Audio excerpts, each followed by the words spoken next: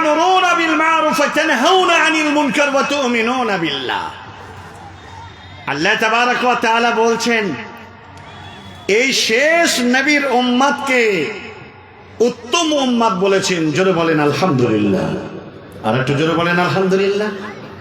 মানুষকে উত্তম চরিত্রের বা উত্তম বলে সার্টিফিকেট যে কেউ পায় না, অথচ ঈসা আলাইহিস সালাম থেকে নিয়ে আদম আলাইহিস সালাম পর্যন্ত ক্বাবলা আউয়ালিন যত পূর্বপুরুষেরা এসেছিলেন, উম্মতেরা এসেছিলেন, তাদেরকে আল্লাহ তাবারক ওয়া তাআলা খায়র উম্মত বলেননি, যেটা শেষ রাসূলের উম্মতকে বলেছেন। জোরে বলেন আলহামদুলিল্লাহ। এই উম্মত উত্তম উম্মত হয় কি করে? যে উম্মত কোরআন ও হাদিসকে যারা তাচ্ছিল্য করে, কোরআন ও হাদিসের আলোচনা চলবে আর রাস্তায় তারা ডেলি প্যাসেঞ্জারি করবে, নারীদের পিছনে ছুটবে, নারীরা পুরুষদের পিছনে ছুটবে, এটা মুসলমানদের নীতি নৈতিকতা হতে পারে? জোরে বলেন পারে? তারপরেও যাচ্ছে কারা? আমার সন্তান আপনার সন্তান, আমার ছেলে আপনার ছেলে, আমার মেয়ে আপনার মেয়ে, আপনার পোতা আপনার পতি।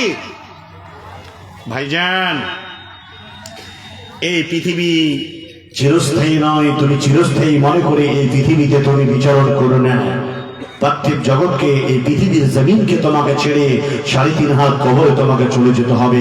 পৃথিবীর কোন শর্ত নেই যে তোমাকে কবর থেকে কেউ দরজা পর্যন্ত নিয়ে যাওয়া থেকে পৃথিবীর কোন মাইল নামলে যে তোমাকে কেউ বাঁচাতে পারবে। আল্লাহ তাবারক ওয়া তাআলা পৃথিবীতে যত মানুষ এসেছিল আমরা বেঁধে রেখে, মানে আপনি নিজেকে বলেন আমি ছাড়া যত মানুষ এসেছিল সবাই চলে গেছে না বেঁচে আছে? যারা বলেন বিদায় নিয়েছে, অর্থাৎ আমাকেও বিদায় নিতে হবে। এই কথা কে বলেছেন? কে বলেছেন? আল্লাহ তাবারক ওয়া তাআলা। শুধুমাত্র পরিত্রাণ পাবে কারা?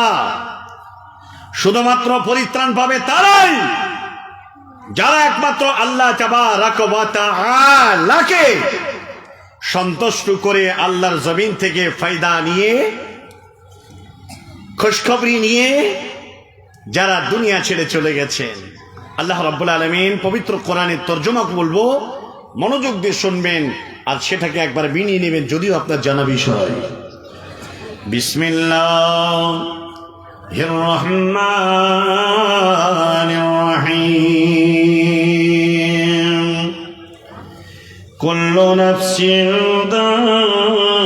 যায়িকাতুল মাউত ওয়া ইন্নামা তুওয়াফাউনা উজুরাকুম ইয়াওমাল কিয়ামাহ ফামান যুহজিহা আনিন নার ওয়া উদখিলাল জান্নাতা ফাকাদ ফাযা ওয়া মাল হায়াতুদ দুনিয়া ইল্লা মাতাউল গুরুর। আল্লাহ তাবারক ওয়া তাআলা বলে দিয়েছেন, ওগো আমার সিঙ্গেল সোনালী আর সিঙ্গেল পুরুষ সোনালী আর বিভিন্ন এই সারাবন্দের যত জনগণ আপনারা এসেছেন, প্রত্যেকের কাছে আল্লাহ তাবারক ওয়া তাআলার বাণীগুলো আপনাকে বলে যায়। আপনার সৃষ্টিকর্তা, আমার সৃষ্টিকর্তা আল্লাহ তাবারক ওয়া তাআলা তিনি বলে দিয়েছেন, প্রতিটা ইনসানকে, প্রতিটা মাখলুককে মরণ নামক বস্তুতে তাকে গ্রাস করবে। মরণ তো হবেই হবে, মরণ থেকে কেউ পরিত্রাণ পাবে না। আল্লাহ রাব্বুল আলামিন বললেন, কারা পরিত্রাণ পাবে? মরার পরও শান্তির কেন্দ্রস্থল যারা অর্জন করতে পেরেছে তারাই শুধুমাত্র সেখানে শান্তিতে থাকবে। আল্লাহ তাবারক ওয়া তাআলা তিনি বললেন, ওয়া ইন্নামা তুওয়াফাউনা উজুরাকুম ইয়াওমাল কিয়ামাহ। যারা পৃথিবীর বুকে যে যা কর্ম করেছে সে তার প্রতিফল কিয়ামতের ময়দানে আল্লাহ তাবারক ওয়া তাআলা তিনি তা প্রদান করবেন। আল্লাহ রাব্বুল আলামিন বলেন, শুধু তাই নয়, ফামান যুহজিহা আনিন নার, যাদেরকে জাহান্নাম থেকে দূরে সরিয়ে রাখা হবে, ওয়া উদখিলাল জান্নাতা, তাদেরকে আল্লাহ রাব্বুল আলামিন জান্নাতে প্রবেশ করাবেন। আল্লাহ রাব্বুল আলামিন বলছেন, যখনই জাহান্নাম থেকে তাদের দূরে সরিয়ে রাখবে আর তারপরে তাদেরকে জান্নাতে প্রবেশ করানো হবে, মহান আল্লাহ বললেন ফাকাদ ফাজা, তারা বড়ই কামিয়াব হবে, তারা বড়ই কল্যাণকামী হবে, বড়ই সফলতার জায়গায় তারা পৌঁছে যাবে।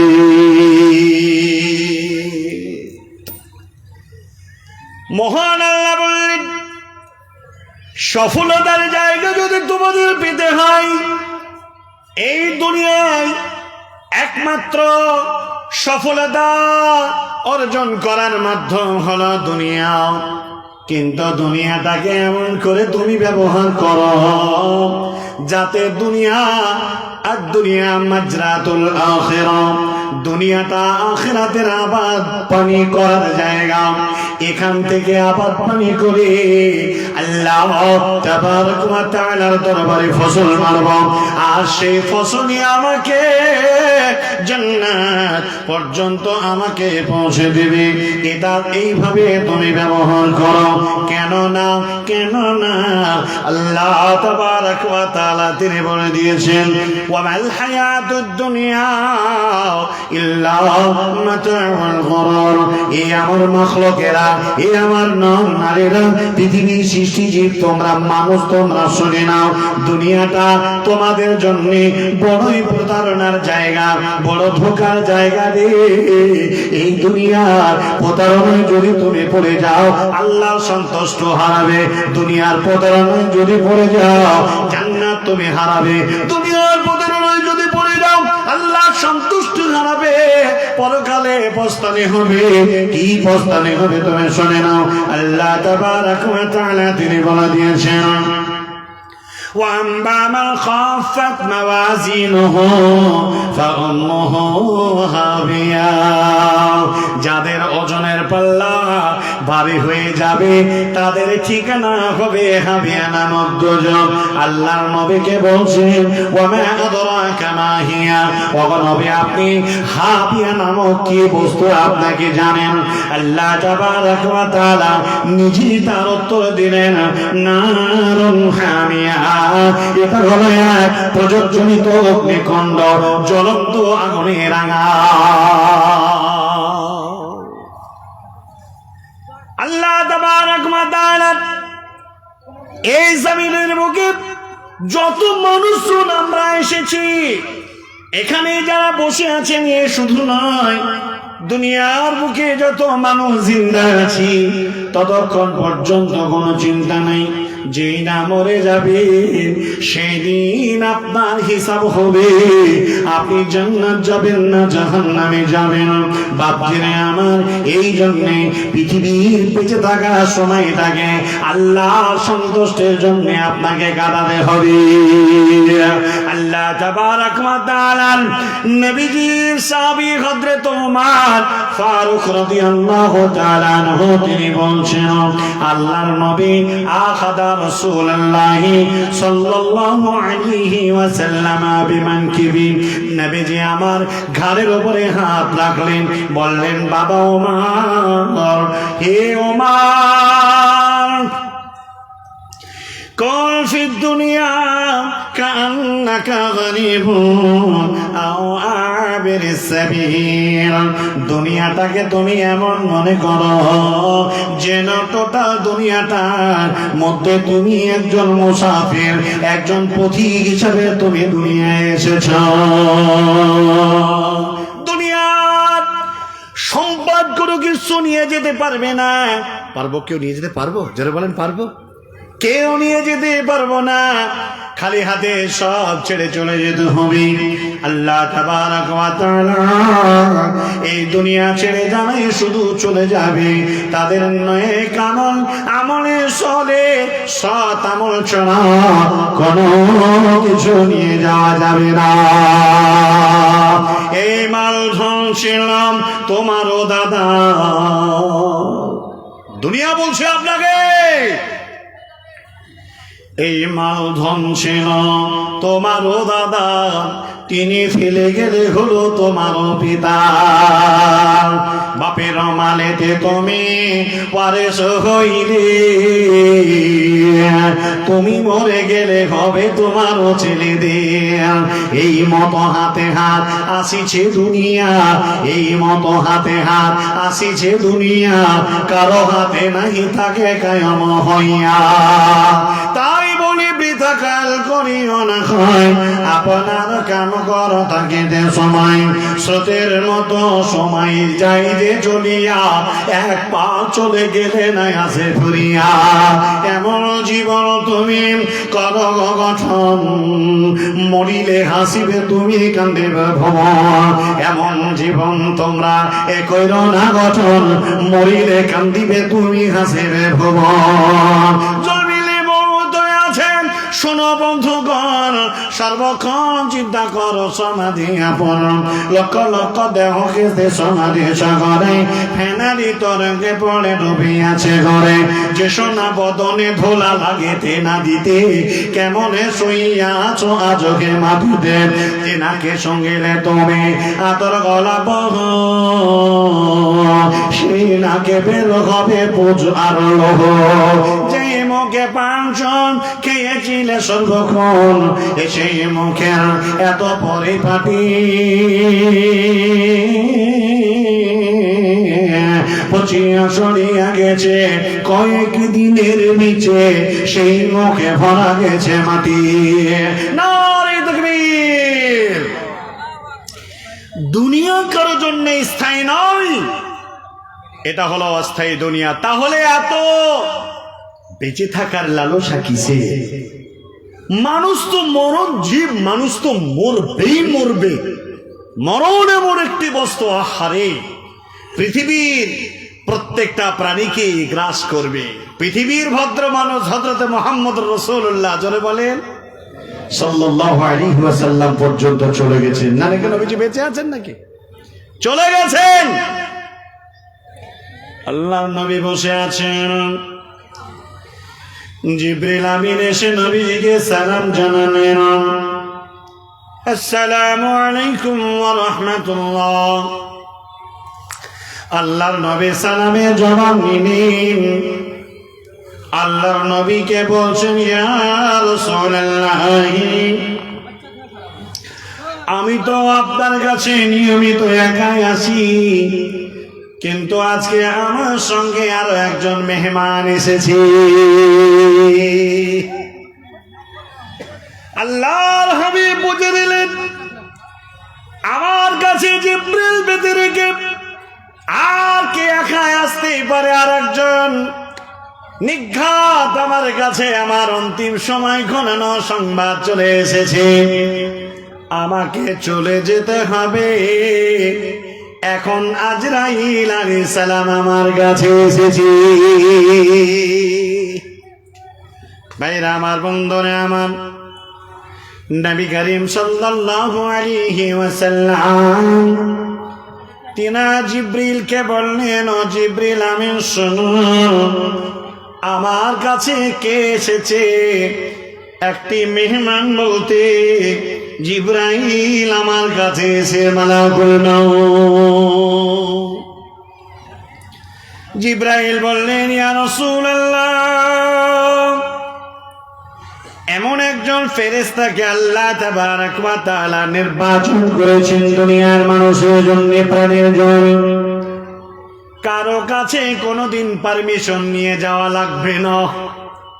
পারমিশন দিয়ে রেখেছে, কখন কার দরজায় কার শীতানে চলে যাবে, প্রাণ পাখিটা কেড়ে নিয়ে চলে যাবে। কিন্তু আল্লাহ আজরাইলকে বলে পাঠালেন, ওগো আজরাইল, আমার বন্ধুর কাছে তুমি যাচ্ছ, যদি পারমিশন দেয় তাহলে তার জানটা আত্মাটা নিয়ে আসবে, অন্যথায় তুমি পারমিশন বেঁধে রেখে দেবে না। জোরে বলেন সুবহানাল্লাহ। আজরাইল আলাইহিস সালাম আসে, দেখি নবীজি বললেন, পারমিশনের কোনো আর প্রয়োজন হবে না রে। পেছন দিকে সাহাবাদেরকে অর্থাৎ দুনিয়ার দিকে তাকালেন। আল্লাহর নবী বললেন, আসসালাত আসসালাত আসসালাত ওয়া মা মালাকাত আইমানুকুম। আল্লাহর নবী বললেন, বহু সাহাবা, জীবিত প্রাণী, ইনসান, মখলুকের দিকের মধ্যে মানুষদেরকে সম্বোধন করলেন।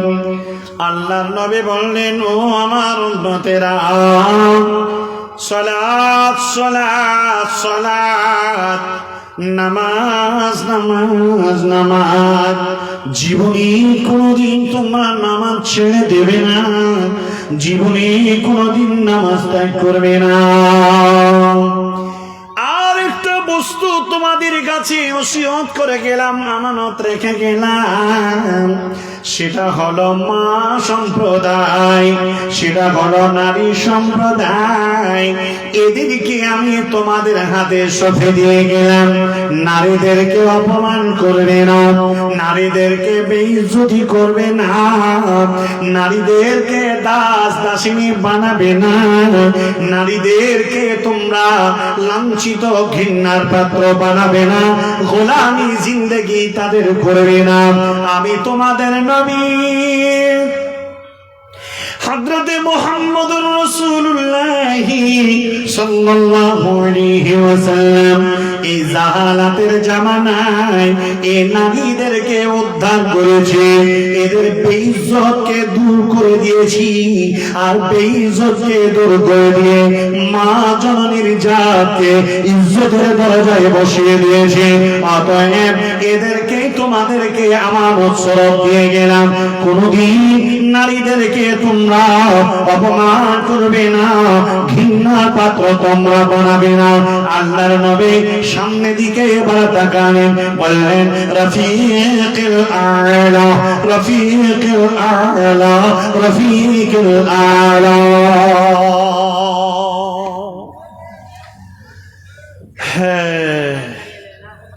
বিশ্বনবী দুনিয়া ছেড়ে চলে যাওয়ার জন্য বললেন, আমি বিদায় নিলাম। মওত কাউকে কোনোদিন ছেড়ে যাবে না। অচিরে আমি আমার দোস্ত আল্লাহ রাব্বুল আলামিনের সঙ্গে সাক্ষাতের জন্য পাড়ি দিলাম। বাড়িতে চলে গেলেন। সংবাদ শুনে এলো নবীজি বিদায় নিয়ে নেবেন। ফাতেমা বছর নয়নে কান্না সরে করে দিলেন, আব্বা যান কিছুক্ষণের মধ্যেই দুনিয়া ছেড়ে চলে যাবে, আমরা এতিম হয়ে যাব। আব্বার বাকি জীবনটা এতিম হয়ে মানুষ হয়ে কেটে গেছে। আমরা এতিম কি জিনিস বুঝতে পারি নাই। আমার মা চলে গেল, খাদিজা আমার আম্মা জান চলে গেল, আমার আব্বা জান তেনার মাথা হাতে থেকেছি। এত বড় দামি একজন পিতার সন্তান আমরা, যে পিতাকে পৃথিবীর যত মানুষ এসেছিল আর আসবে, সমস্ত মানুষের একজন নেতা হিসাবে আল্লাহ কবুল করেছেন। যত নবী ও রাসূল আদম আলাইহিস সালাম থেকে নিয়ে এ পর্যন্ত এসেছিলেন, সমস্ত নবী ও রাসূলের ইমাম হিসাবে আমার আব্বাকে আল্লাহ কবুল করে নিয়েছেন। আমরা এতিম হই নাই, মা চলে গেলেও আমার আব্বা হযরতে মুহাম্মদুর রাসূলুল্লাহ সাল্লাল্লাহু আলাইহি ওয়াসাল্লাম আমাদের কোনো অভাব অনটন আমাদের বুঝতে দেন নাই। কত ভালোবাসার সাথ, কত মহব্বত আব্বা করেছেন। মায়ের বড় মমতাময়ী মা চলে গেল, খাদিজা চলে গেল, আমার মার কথাটাকে আমার আব্বার ভালোবাসাই আমরা ভুলে গেছি। জোরে বলো সুবহানাল্লাহ। মা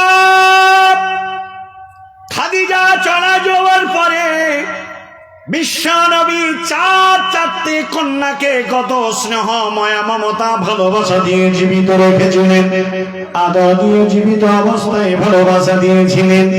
বিশ্বনবী চলে যাবে, ফাতিমা রাদিয়াল্লাহু তাআলা আনহা শুনতে পেয়ে নিয়েছেন। অঝর নয়নে কান্না করতে করতে করতে বেহুশ হয়ে যাওয়ার মতো হয়ে আছে। বন্ধনে আমার, বাপজিরে আমার, জননী মা, এই মুহূর্তে বিশ্বনবী ফাতিমাকে কানে কানে যেন কে বলেন। আর ফাতিমা রাদিয়াল্লাহু তাআলা আনহা সঙ্গে সঙ্গে চুপে গেলেন। জোরে সঙ্গে বলুন সুবহানাল্লাহ। ডাক পেয়ে আমি পড়ে বলছি।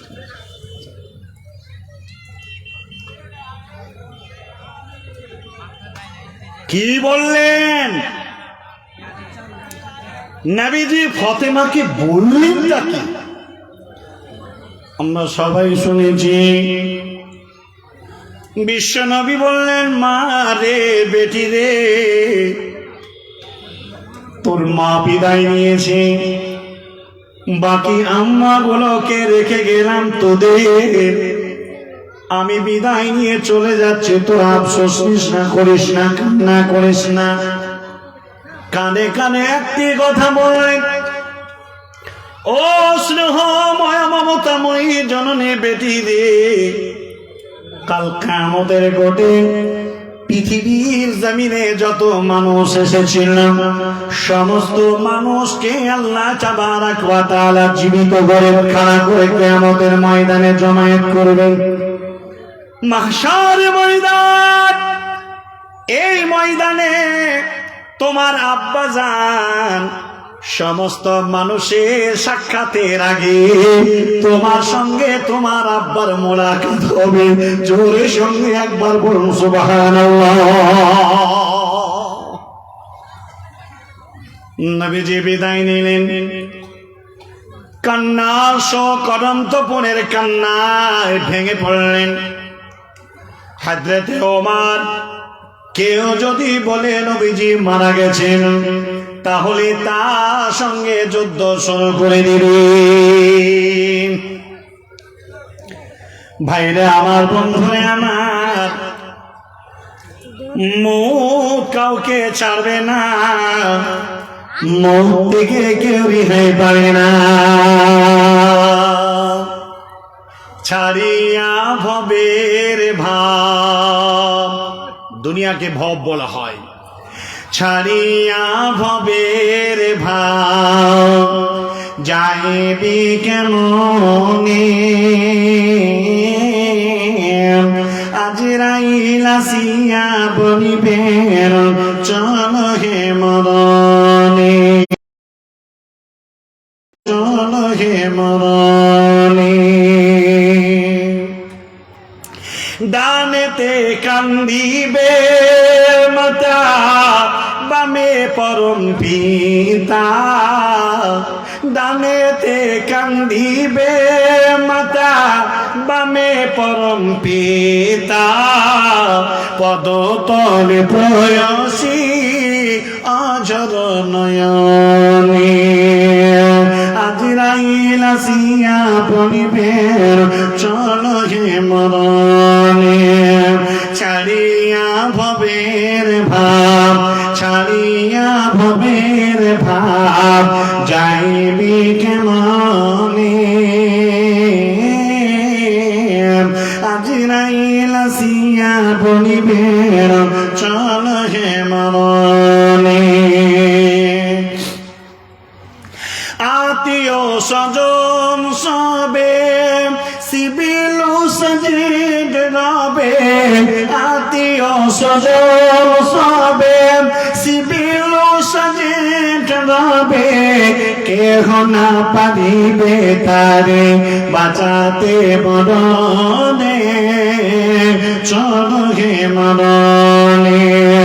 ছাড়িয়া ভবের ভাব, ছাড়িয়া ভবের ভাব যাইবি কেমনে, আজরাইল আসিয়া বলিবেন চল হে মরণে।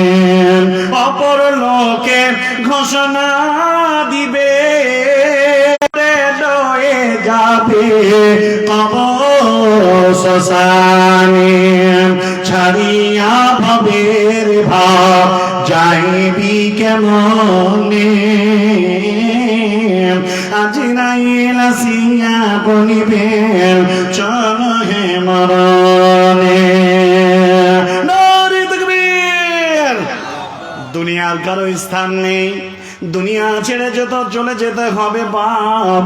ও আমার জননী, ও আমার বন্ধু, ও আমার তরুণ যুবক যুবতীরা, কেউ পৃথিবী থেকে রেহাই পাবে না। আল্লাহ তাবারক ওয়া তাআলা তিনি বলছেন, এক সেকেন্ড তোমার জননী আগেও তোমার মরণটা করো হবে না, পরও তোমার মরণ করো হবে না। নির্দিষ্ট সময় তোমার মরণ হবে। বিসমিল্লাহির রহমানির রহিম। ফাইদা জাআ আজালুহুম লা ইস্তাখিরুনা সাআতান ওয়া লা ইস্তাকদিমুন। মরণ যখন তোমার আসবে, এখনই আসবে, দেরি করা হবে না, আগেও তোমার মরণ করা হবে না, নির্দিষ্ট সময় তোমার মরণ হয়ে যাবে। আল্লাহ তাবারক ওয়া তাআলা তিনি বলেন, আইনামা তাকুনু ইদরিকুকুমুল মাউত ওয়ালাউ কুনতুম ফি বুরুজিম মুশাইয়্যিদা।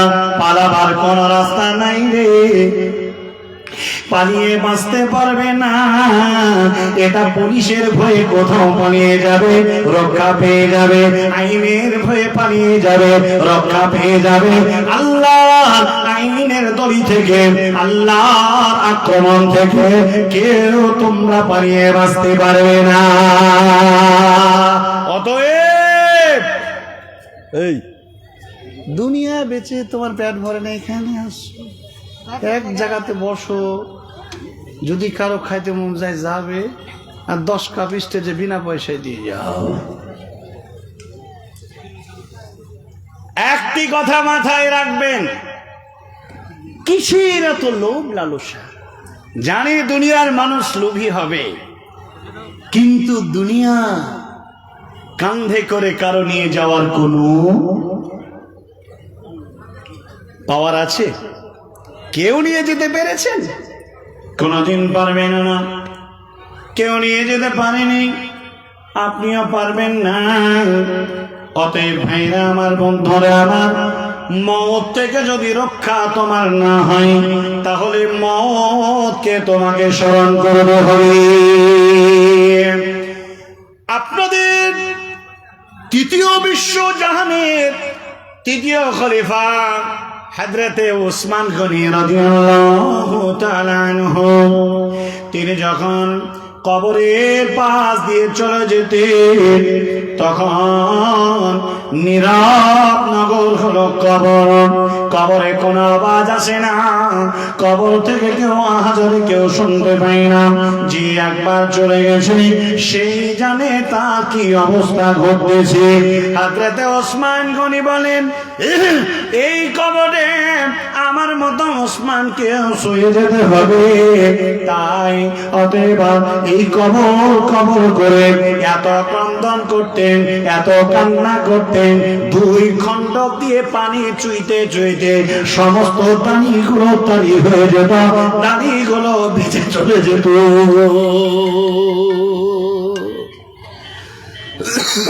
আসসালামু আলাইকুম। আমি বক্তব্য রাখেন, পরে কথা হবে। তাহলে কি হলো? হযরত উসমান গনি জান্নাতের সার্টিফিকেট প্রাপ্ত একজন সাহাবা। 100 টাকা। এই সাহাবা পর্যন্ত কবর থেকে বাঁচার জন্য, মওত থেকে বাঁচার জন্য আল্লাহর কাছে ভয় ভয় কাঁদতেন। তাহলে এখান থেকে বাঁচতে গেলে কি করতে হবে? পৃথিবীর মানুষ একটি কথা জেনে রাখবেন, আল্লাহ রাব্বুল আলামিন পবিত্র কোরআনুল কারীমের মধ্যে বলে দিয়েছেন, বিসমিল্লাহির রহমানির রহিম। ইয়া আইয়ুহাল্লাযীনা আমানু লা তুলহিকুম আমওয়ালুকুম ওয়ালা আওলাদুকুম আন যিকরিল্লাহ।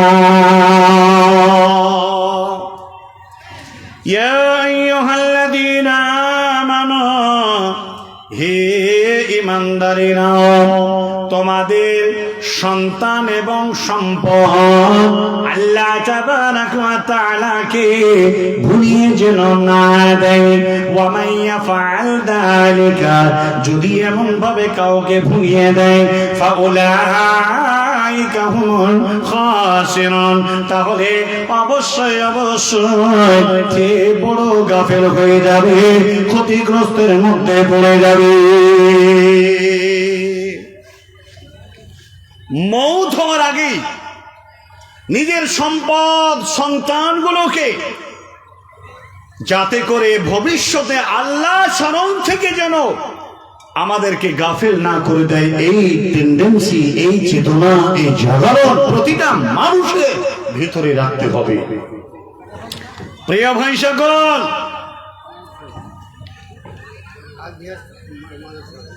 बोलेंगे बोलेंगे इंशाअल्लाह, बाकी थोड़ा टाइम बाकी है ना।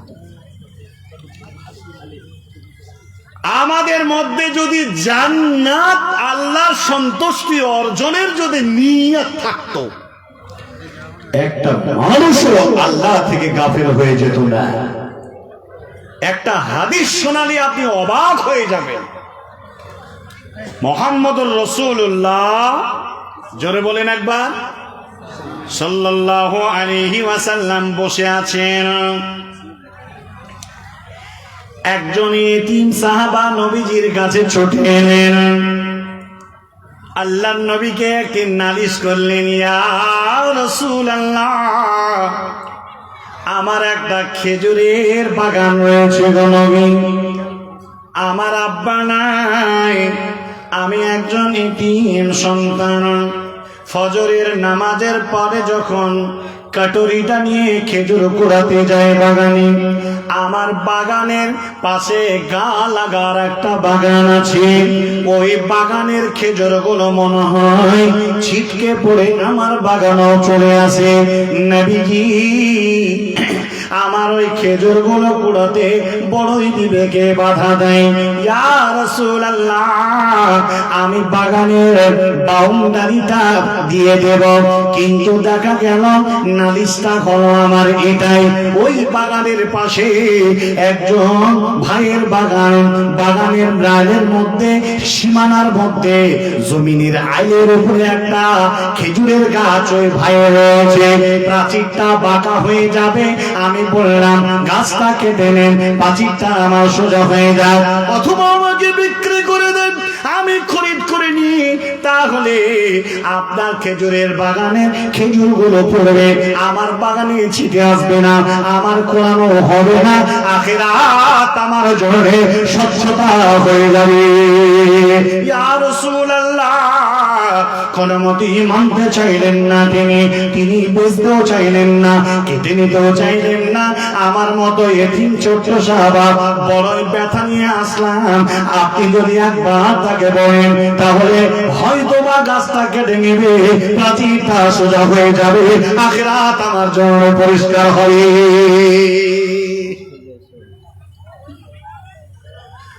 আল্লাহর নবী ডাকলেন, ও আবুল বাবা, তোমার খেজুরের গাছটা তুমি দান করে দাও ইয়েতিমকে। যদি তুমি দান করে দাও, জান্নাতে এমন একটা খেজুরের গাছ তোমাকে আমি পাইয়ে দেব। জোরের সঙ্গে একবার বলুন সুবহানাল্লাহ।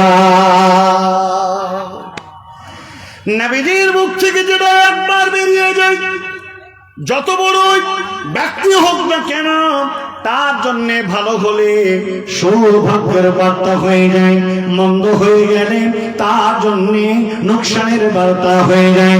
বিশ্বনবীর কথাটাকে মানল না, কোনো গুরুত্ব দিল না, চলে গেল। বন্ধুরে, শেষ পর্যন্ত ওখানে একজন সাহাবা ছিলেন, যার নাম হলো হযরতে আবু তাহাবা রাদিয়াল্লাহু তাআলা আনহু।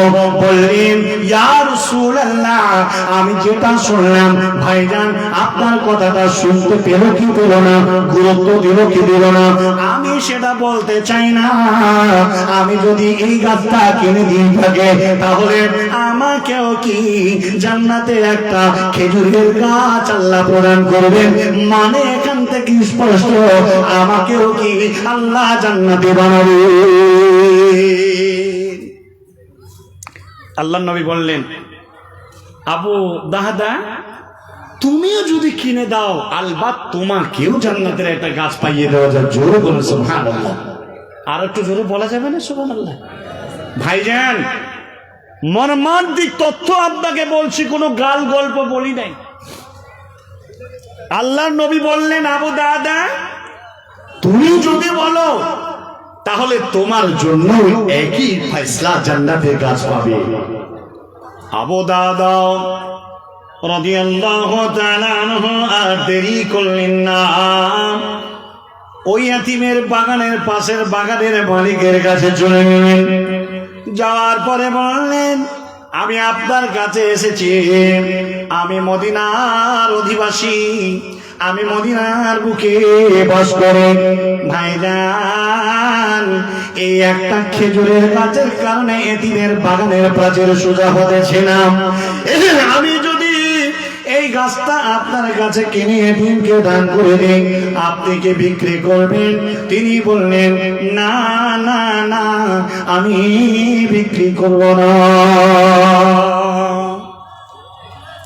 হযরত আবু দাদা লোভ দেওয়ার মতো কথা বললেন। হুব্বুদ দুনিয়া ওয়া কারাহিয়াতিল মাউত, দুনিয়াকে যারা ভালোবেসে ফেলেছে, মওতকে তারা অপছন্দ করেছে, তারা এ কথা বলে না।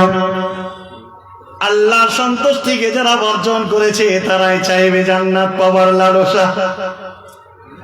আবু দাদা বললেন, আমার বাড়ি হলো মদিনা, আমি মদিনার অধিবাসী রে ভাই। মদিনার বুকে আমার একটা এত বড় একটা খেজুরের বাগান আছে, বাগানটাতে 600টা খেজুরের গাছ আছে, এক একটা গাছ এক এক রকমের স্বাদের খেজুর রয়েছে। শুধু তাই নয়, এই খেজুরের বাগানে একটা বড় আটচালা বাড়িও আছে রে ভাই। শুধু তাই নয়, এই বাগানে একটা বড় কূপ রয়েছে, কুয়াও রয়েছে। অতএব জেনে রাখবেন, আরবের মাটিতে কোন খেজুরের বাগানে যদি কূপ থাকে আর বাড়ি থাকে, তাহলে এর চেয়ে বড় দামি বাগান আর আরবের মাটিতে আর কোনো নয়। অতএব তিনি বললেন, 600টা গাছ বিশিষ্ট বাগান আমি দিয়ে দেব তোমাকে, এই গাছটার বিনিময়ে কূপ দিয়ে দেব তোমাকে, এই গাছটার বিনিময়ে বাড়িটাও দিয়ে দেব, চাবি তুলে দেব, বাগান কূপ বাড়ি আর সব দিয়ে দেব। বলো ভাই না, আপনি বলুন বলুন বলুন, আপনি কি এই বাগানের খেজুরের গাছটা কি এতিমকে আপনি আমি খরিদ করে নিয়ে দান করব, তার জন্য কি আপনি রাজি আছেন? আর সঙ্গে সঙ্গে বলে উঠলেন, সত্যি কি আপনি দেবেন? বলি জি আমি দেব। সঙ্গে সঙ্গে ইত্তেফাক হয়ে গেল, আওয়াদা হয়ে গেল। বাড়ি দিয়ে দিলেন, কূপ দিয়ে দিলেন, 600টা গাছ দিয়ে দিলেন, একটা খেজুরের গাছ দিয়ে তিনি বিক্রি করে দিয়ে এতিমের মাথায় হাত করে আসলেন। ওগো ভাইজান, তোমাকে দিয়ে গেলাম, গাছটা কেটে নাও, 25 টাকা সোজা করো, টোটাল বাগানটা সুন্দর করে সাজিয়ে নাও। হযরত আবু দাদা বাড়ি চলে গেলেন। বাড়ির দরওয়াজায় গিয়ে সালাম জানালেন, আসসালামু আলাইকুম ওয়া রাহমাতুল্লাহ। বিবি বলছেন, ওগো আবু দাদা সালাম দিয়েছেন। দরজা থেকে বলছেন, উম্মে দাদা বাড়িতে আছো নাকি? সঙ্গে সঙ্গে উত্তর এলো, লাব্বাইক হে আমার স্বামী যান, আমি বাড়িতে বাচ্চা কাচ্চাগুলো নিয়ে ব্যস্ত আছি। বলে, বিবি রে, তুমি বাচ্চাগুলোকে নিয়ে তুমি চলে এসো, এই বাগান, এ কুয়া আর আমাদের বাস করা বাড়িটা সবটা আমি বিক্রি করে দিয়েছি। এখন এটা আমাদের নয়, এটা আমরা বিক্রি করে দিয়েছি। হযরত আবু দাহদা রাদিয়াল্লাহু তাআলা আনহু স্ত্রী বলছেন, ও স্বামী জান, কত টাকায় বেচলেন? লাভ করলেন না লস করলেন? কি করলেন আপনি একবার আমাকে আপনি বলেছেন। আবু দাহদা বলছেন, বিশ্বনবীর মুখে একটা বার্তা শুনে নিয়েছে, আমার জীবনটা ধন্য হয়ে গেছে। একটা খেজুরের গাছ খরিদ করে যদি এতিমকে দান করে দেওয়া যায় তাহলে সুনিশ্চিত জান্নাত পাওয়া যাবে। অতএব এই জান্নাত খরিদ করে করতে হতে পারে, এদের একমাত্র চিরস্থায়ী জায়গা হলো জান্নাত। জোরে বলুন সুবহানাল্লাহ।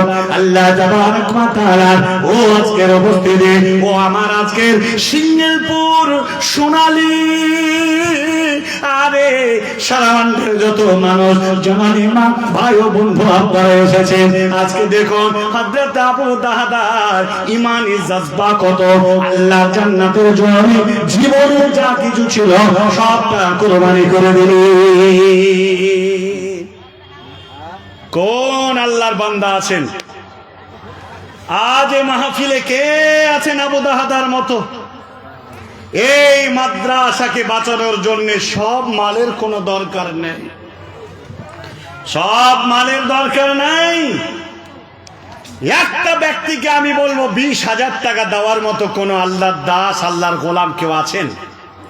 20,000 টাকা দিতে পারবেন? জানি না আপনাদের এই মাদ্রাসায় 20,000, 50,000, 1 লাখ করে কেউ দেয় কিনা। তবে আমি আপনার কাছে বলতে এসেছি, আমি আজকে একটু দেখে নিতে চাই 20,000 টাকা কোন আল্লাহর মেহমান আছেন। একটু একটু এগিয়ে আসা যাবে না? 20,000 টাকার একটা দাতা। এতগুলো মানুষের মধ্যে 20,000 টাকা দেওয়ার মতো কেউ নেই? আপনাদের দেশে ভালো কোনো দামি বিজনেসের কোনো ব্যবসা করেন না? জান্নাত যাওয়ার জন্য নবীজির মাদ্রাসাকে দেওয়ার মতো কে আছেন? পারবেন না? 20,001, 20,002, 20,003। যদি আপনারা 20,000 না দিতে পারেন, 10,000 করে দুজন ব্যক্তি একটু খাড়িয়ে যান, খাড়া হয়ে যান, একটু খাড়া হয়ে যান। ও আমার আপামর জনসাধারণ, সম্মানিতা মা বোনেরা, ভাই ও বন্ধুরা, 20,000 টাকা দুজন ব্যক্তি 10 করে দিবেন। আছেন কেউ? আসেন না? 20,000 টাকা দুজন এক, 20,000 টাকার জান্নাত খরিদ করার জন্য 20,000 টাকার দাতা 2, 3 আছেন কেউ? দেবেন? তাহলে এটাকেও ভাগ করে দেওয়া যাক।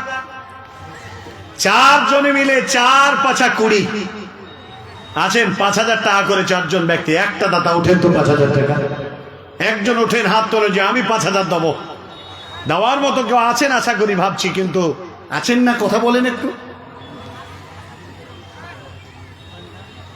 যে 5,000 দাতাকে কেউ আসেনি? আপনাদের খাতাতেও আসেনি? 5,000 এসেছে, 10,000 এসেছে? হ্যাঁ, মুখ খোলেন আপনারা, একটু বলেন তো, বলেন সেটা এখানে। আমি তো চাইছি 10,000 এসেছে। আপনাদের মধ্যে থেকে 5,000 4 জন চেয়েছি। 5,000 এসেছে, 20,000 আসে নাই? 20,000 আসে নাই। তো একটু আমাকে বলেন কোন আল্লাহর বান্দা? 500 টাকা একজন, 200 টাকা একজন। এখানে অনেকগুলো দান আমি আগে থেকে নিয়ে রেখেছি, সবার জন্য দোয়া হবে, সবার জন্য দোয়া হবে। আসেন একটু দিল থেকে একটু দোয়া হোক। কে আছে একটু বলে দেন, একটু নাম বলেন। জি, মুস্তাক আহমেদ, ট্যাক্স অধ্যক্ষ। জি, ট্যাক্সের অধ্যক্ষ, ট্যাক্সের অধ্যক্ষ, ট্যাক্সের প্রেসিডেন্ট। আচ্ছা, প্রেসিডেন্ট ট্যাক্সের। রহাকালী কি দিয়েছে? দিয়ে দিলে। আচ্ছা, উনি কি দিয়েছেন? দেয়নি কিছু, মানে ওকে দেয়নি, ডাকতে কইছে। আচ্ছা আচ্ছা, তো ডাকবো। যারা দিয়েছে তাদের এক কলম বুলুট, তারপরে দেখে নিচ্ছি। আবু দাহদার মতো ইমানের পরীক্ষা দেওয়ার আজকের পরীক্ষা। কে আছেন? 5,000 টাকা করে 4 জন ব্যক্তিকে ডেকেছেন। আছেন আপনারা? ওগো যুবকেরা, 20 জন যুবক, তরুণ যুবক, টকবগে রক্তের গরম, তোমাদের রক্ত এই জন্য দুনিয়ায় বিছিয়ে দিয়ে ইসলামকে সুপ্রতিষ্ঠিত করানো হয়েছিল। আছো এই 20টা ছেলে একটা করে 1,000 টাকা দেওয়ার মতো একটু হাত তোলেন তো। 1,000 করে 20 জন ব্যক্তি তোলেন। কে আছেন? 1,000 টাকা করে 20টা ব্যক্তিকে আমি একটু দেখতে চাই। একটু চটচট করে বলেন, আমি একটু দোয়া করে দিয়ে এগিয়ে যাব। এখনো আপনাদের কাছে আছি, প্রায় 50 মিনিটের কাছাকাছি আমি আছি। তারপরে আপনাদের স্বনামধন্য আজকের বক্তা সম্রাট জি সম্মানিত জার্জিস আনসারী সাহেব আসবেন। জি আমি ঘরে আলাপ করে এলাম, হ্যাঁ বসে আছেন মাশাআল্লাহ, আপনাদের অপেক্ষায় আছে। আমি গেলেই উনি আসবে, আমি না গেলে উনি আসবেন না। 1000 টাকা কি নাম? ইফতেখার। কি করো? বিজনেস? মেডিকেল? ডক্টর? এমবিবিএস? কক? ফার্মাসিস্ট? কক ডক্টর? ভালো ইনকাম। এই ডাক্তারদের একবার কাঁচা টাকা ইনকাম। জি জি জি, 5 করে দেন, 4 আর 4 বারে দেবেন ইনশাল্লাহ। অঙ্গীকার করেন আজকে জীবনে ঝুঁকি নিয়ে নেন প্রথমবারে। আমি আব্দুল কাবির আপনাদের কাছে এসেছি, আবেদন পারবেন না, অবস্থা খারাপ। 5000 পারা যাবে না? কত পারবেন? 1000ই শেষ, আর দিতে পারবেন না। এক যুবক 1000 টাকা দিলেন। ভাইজান কি করেন? একই কেস, আপনিও ডাক্তার? না না, 2 জন যুবক 20 জনকে চেয়েছি। কত? মাশাআল্লাহ, মাবরুক। এ ভাই তো খুব পরিশ্রম করে, চেহারা দেখি বুঝতে পারছি। জি, মাথার চুলে আয়রন জমে গেছে, এতটাই খাটে। আহা হা, গরিবের দান বহু মূল্যবান। 3 জন ব্যক্তি এলো। কে এটা রে বাবু? তোর বাবা? হ্যাঁ, একটা বাচ্চা তার আব্বা দিয়েছে। 4 জন হলো, 4 জন। 4 জন ব্যক্তি 1000 টাকা এলো, 16 জন ব্যক্তি বাকি আছে। আমি এক এক করে নিয়ে ইনশাআল্লাহ দোয়া হবে হবে। 1000 টাকা করে 20 জন যুবক। ও যুবকেরা, একটু যুবকদের টাকা 1000 টাকায় মাদ্রাসার রক্তের মতো দাগাতে চাই। কে আছেন? লুট্ঠু শাহ, মিঠু মিঠু, বাজার থেকে 11,000 টাকা উনি জি দিয়েছেন তো, মাশাআল্লাহ। মিঠু সাহা টাকা বেনামি। 11,000 টাকা দিয়েছেন। লিল্লাহি তাকবীর, জোরে বলেন।